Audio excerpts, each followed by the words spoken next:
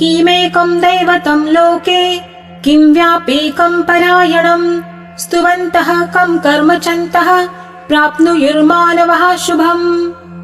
को धर्मः सर्वधर्माणां भवतः परमो मतः किं जपन्मुच्यते जन्तुर्जन्म संसारबन्धनात् भीष्म उवाच जगत्प्रभुं देवदेवम् अनन्तं पुरुषोत्तमं स्तुवन नाम सहस्रेण पुरुषः सततोत्थितः तमेव चार्यन् नित्यं भक्त्या पुरुषमव्ययम् ध्यायन् स्तुवन् नमस्यंश्च यजमानस्तमेव च अनादिनिधनं विष्णुं सर्वलोकमहेश्वरम् लोकाध्यक्षं स्तुवन् नित्यं सर्वदुःखातिगो भवेत् ब्रह्मण्यं सर्वधर्मज्ञं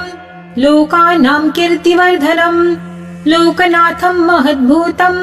सर्वभूतभवोद्भवम् एष मे सर्वधर्माणां धर्मोऽधिकतमो मतः यद्भक्त्या पुण्डरीकाक्षं स्तवैरर्चेन्नरः सदा परमं यो महत्तेजः परमं यो महत्तपः परमं यो महद्ब्रह्म परमं यः परायणम्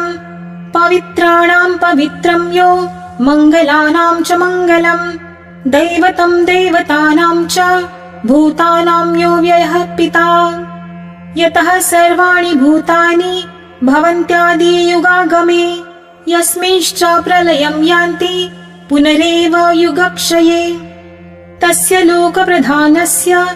जगन्नाथस्य भूपते विष्णोर्नाम सहस्रं मे शृणु पापभया